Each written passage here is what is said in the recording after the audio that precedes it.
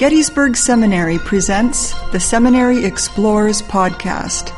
Conversations on faith, art, people, politics, theology, life, and more, with voices from around the corner and around the globe. A new book on Gettysburg, The Quest for Meaning. Hello, I'm Jerry Christensen, and this is the Seminary Explorers, podcasting today with the originator of the book and one of its editors, Professor Dr. Leonard Hummel. Leonard, I want to give you a quote from this book that was one of the things that I think stimulated your interest in the first place in publishing. It's a book it's a quotation from Helen Vendler, which begins this way: "A vacant stretch of grass becomes humanly important when one reads the sign, Gettysburg. Over the silent grass hangs an extended canopy of meaning, struggle, corpses, tears, glory, created by a canopy of American words and works, from the Gettysburg Address to the Shaw Memorial." Tell us about how this project, in the making for a number of years, first entered into your mind. Well, first of all, I want to say thank you, Jerry, and also want to acknowledge your work in helping this come forward as a co-editor of the project, and also as one who has been assiduous in making sure that the fine print is in detail. Academics know what I'm talking about. that is part of our field, to make sure that that I's are dotted and T's are crossed, to make sure that this gets out. And Barbara Franco for her large vision and bringing her expertise as someone connected with a variety of persons who have contributed to our project. So thank you, Jerry. Thank you.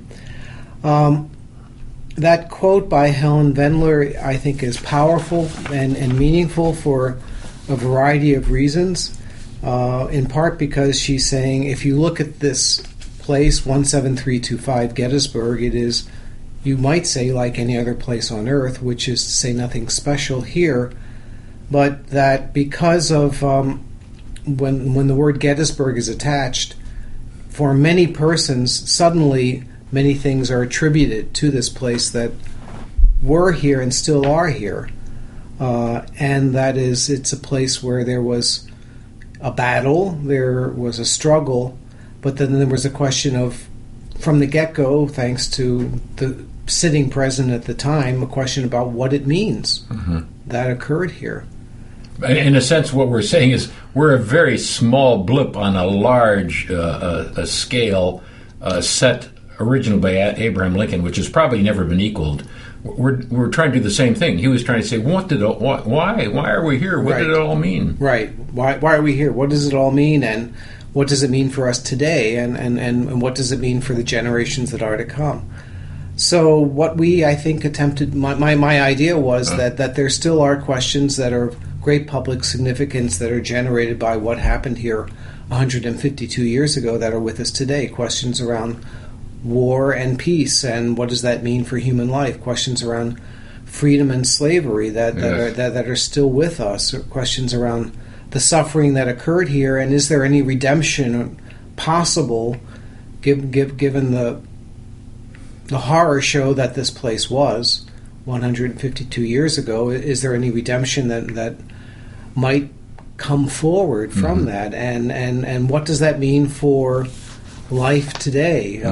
What's the significance of what happened long ago for us today? I did not introduce you as I should have. I did introduce you only as the original impetus for this book, and also as one of its editors. I should also have said that you are a professor of pastoral theology at Gettysburg Lutheran Seminary. There's a connection between this and your work as a teacher of things pastoral. Yes. Yeah, I think the question, you could think of the Gettysburg Address as an elegy, as Kent Graham did, saying what meaning or what reconciliation, where is God in the midst of, or what kind of purpose can one make in the midst of suffering? And in many ways, that's what we as pastoral theologians ask pastors to do, to say, how can we talk about there may yet be some meaning or some purpose or some redemption or some hope, around a variety of things that we wish weren't the case, and how might this world be reconstructed in a way so that there might be a better world and less suffering. And yes, I think that's what Gettysburg offers students an opportunity to think about. How can we imagine what happened here is not the end, the suffering that ended on July 3rd, ended with death. Is there something more that we can come and say that that might make meaning or redemption and betterment from what we would say is pretty bad, ungodly, and horrible? And I think Gettysburg offers a chance for people to think about better things. Who we are as Americans, a favorite phrase of mine. From my own perspective, which is a good bit removed from yours, Leonard, I had to be inspired for this by you, sat on by you to get this done. But I did come into contact with issues such as this in sitting through some work in preparation for the new museum. Now, we should tell our listeners, if they don't know already, that we are recording this and we wrote this on Seminary Ridge, where the first day of the battle took place, and it itself was a major battle with far more casualties than many of the other battles, just that day alone in the Civil War. And that while the seminary did not choose this location for that purpose, it came to them. And as we prepared for the opening of this wonderful new museum, you and I and other faculty members were challenged to look at issues especially of war in the Bible, slavery in the Bible, and it was an eye-opener. We brought in a lot of faculty members who, from their own perspective, had to say, there are issues here that we still have to talk about, and I think that's part of the relevance of this book. Something more than just what happened in the battle, who was where at what time, and that sort of reenactment history. Exactly. And so what you're pointing out, Jerry, is that there are many fine books and continue and need to be fine books that parse out a variety of the events that occurred during the 3 days of battle and other kinds of things. But all of us wanted to have a book that would get at some issues that continue to be of greater public significance that arise because of what happened on those 3 days. And yes, we were able to pull in contributors from the seminary, and there's so many great examples. Mark Oldenburg, able to point to how the president at that time, Samuel Simon Schmucker, was asking questions about slavery in Scripture before the battle, and then suddenly the battle comes to him, or before the war, and then the battle comes to him, and then how does he grapple with it afterwards? And again, coincidentally or through divine providence, depending upon how you frame things, Daniel Alexander Payne, African American, first ordained African American Lutheran person, studied at Gettysburg and making sense of how Gettysburg is a place where these important issues occurred before the battle and have even made greater resonance after the battle because of the redemption that through the liberation of enslaved persons made possible to some degree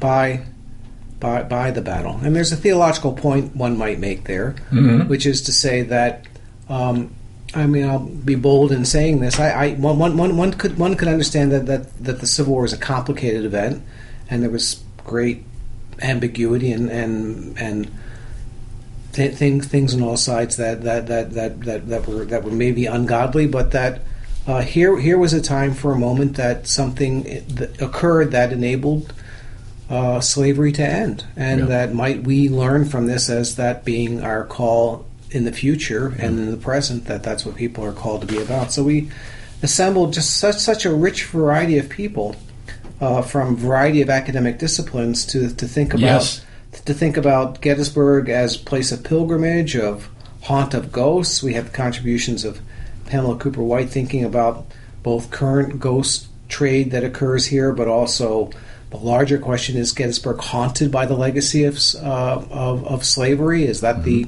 ghost of Gettysburg? Mary Erling's understanding this is a place of pilgrimage, both of fun but also of people attempting through a variety of sporting events to make meaning. And then we have individuals like Abraham Lincoln, Schmucker, Daniel Alexander Payne, Elsie Singmaster, profiles in devotion, increased devotion to something better, and then the past that isn't, the unfinished work of Gettysburg, what it means to remember and forget at Gettysburg. There are things that are raised up here, and what in being raised up is forgotten about the lives of African Americans and other important issues. What Rick Beard's contribution about Gettysburg and the triumph of the lost cause. Was Gettysburg utilized by those who, in forgetting the origins of the conflict and slavery, forgot, therefore, the origins of what the battle itself was about? Did it become a place that where forgetting the origins of the Civil War were raised up? Susan Hill's continuing to plummet the rich mind of Elsie Singmaster. And I was delighted to read this as well, to learn more about her theological nuance, which I frankly had not understood so well until I read Sue Hill's article about the theological nuance that was at work in Singmaster's writings. But I should have known, given her father was a pastor and president of this place. So I should have known that, but I didn't. And Jerry, your work and that of Barbara all the way through about pictorial representations, and you would do that given your contributions to understanding art as a way to interpret meaning, and of course Barbara Franco's work on public history, and last and maybe least my own quest to make sense of theological education. What does it mean to be a seminary, given that this is what was dealt to this place, and how might we use what was dealt to this place as a way to think about how we might teach? Yeah, I want to get back to that, about how you have actually incorporated the experience of Gettysburg, the battlefield itself, into a class where you're teaching ministers to be, the various kinds of ministers to be, in a context of using the battlefield. But let me start out on two major subjects I think that we have touched upon that will be of interest to our audience.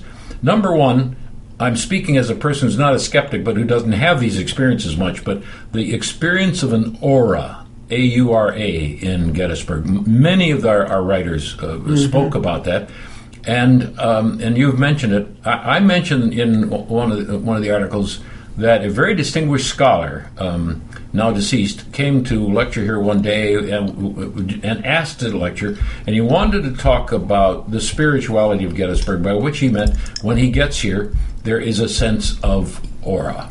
And it may be related to the biblical phrase, what have you done? Your brother's blood cries to me from the ground. But whatever it is, I was reminded of that again when we had the last anniversary here, and a volunteer couple spoke for a moment because of what they had contributed. And he said, the husband said, I'm not much interested in the bricks and mortar, nor am I much interested in the reenactments. They're important. I get here, I come all the way from Indiana. I come here because of the aura. Perhaps there, it may be meaning that we've imposed, and maybe it arises out of the ground. But there's meaning just from that first quotation from Helen Vendler. Yes, it's built into this place. And I have had other students reference a notion of what is called thinness of certain places. I am told by my students, I always try to learn from my students, that this is a often Celtic notion of spirituality. There may be certain places where that which is more revealed or hidden becomes revealed and breaks through. There may be places that occur, and it may have that kind of aura you're talking about.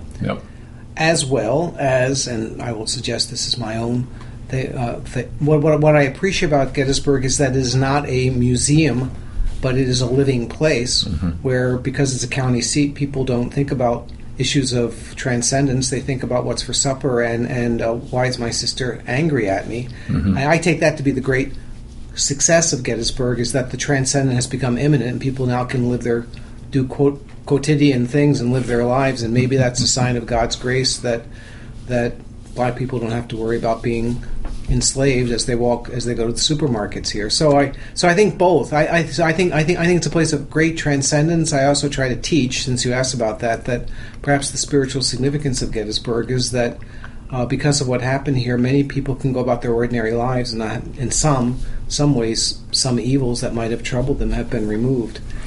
Dr. Leonard Hummel and I are talking about a new book that we have recently published with Barbara Franco called Gettysburg, A Quest for Meaning. and it has to do with the significance of Gettysburg in many aspects. And as a transition to my final question on this podcast anyway, Leonard, I wanted to mention that if nothing else, they might not read your article or mine or even Barbara's, but the ones that will attract most everyone are Pamela Cooper-White's on the ghost trade. Yes. She takes it seriously. Yes. And she's done firsthand ethnographic research. I mean, she went on the tour. She talked to the people who have the equipment to measure ghosts. She's taken them seriously, quoted them. She wants to find out what's going on. And then the other one would be Mary Erling's on pilgrimage, by which she's trying to measure why people come, what reasons they come for, and how this might be helpful. But my last question has to do with you as a person, again, in your own trade. And it has the big subject that we do address in 2 or 3 essays about forgetting. This relates to the fact, not just who we are now, but to the historical phenomenon of forgetting the Civil War as quickly as possible in the 19th century. Of course, we didn't. But the way we celebrated the Civil War helped us forget the terrible suffering, and also forget that it was really about transitioning in America to be a fully equal society. Right.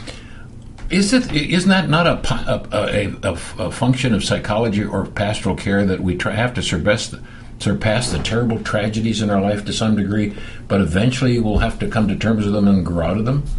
Well, that's what Freud would say. That which is repressed will reemerge, and we have to go back to Pamela, because I think she understands the question of racism as that which was suppressed, as I do too, and she and I are alike, was suppressed after the battle because out of convenience, it's convenient to forget sometimes to make a doctor's appointment because we don't want to go, and it's convenient to forget that as Lincoln said, all knew that slavery was somehow the cause of the conflict. So it's hard for a society to admit that, and that kind of forgetting, I would suggest, and the others would, has not done us well, and continues to surface itself then in events that have occurred even this summer, and continue to occur around racism in our country. The violence just this year, which is as high as it's been in a long time. Yep. The flag issue that we've experienced this summer. Yeah. It goes on and on. You could almost say that the issue about gays and lesbians and so on is an issue of equal rights, even though we might have great disagreements even in this program about what that means. Right. But these are relevant issues. Well, I'll begin to end with you on how I approach this material as a pastoral theologian, which is hoping for redemption in the midst of that which is not seen as good or godly. And the recent ruling by the Supreme Court on allowing for gays and lesbians to marry in this country founded its argument on the 14th Amendment, which was crafted by Thaddeus Stevens and by John Bingham, a Christian congressperson, and their argument was that all were entitled, and we can see how there was a legacy from the Civil War of all persons being entitled in this land to life, liberty, and the pursuit of happiness, and the Bill of Rights, and that all are equal in this land.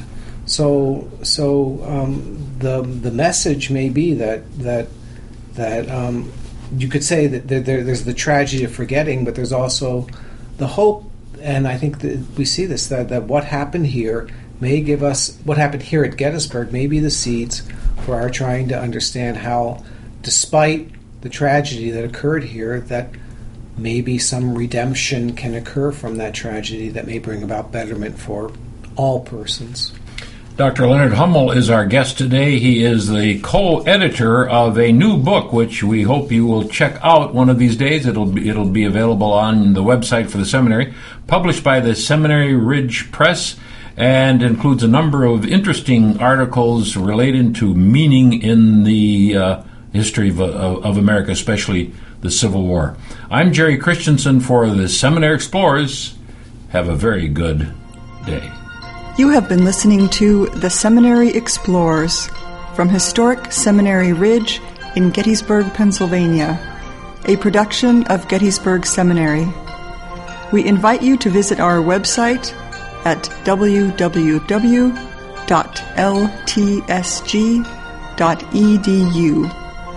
Opinions expressed on this program are not necessarily those of Gettysburg Seminary or the Evangelical Lutheran Church in America.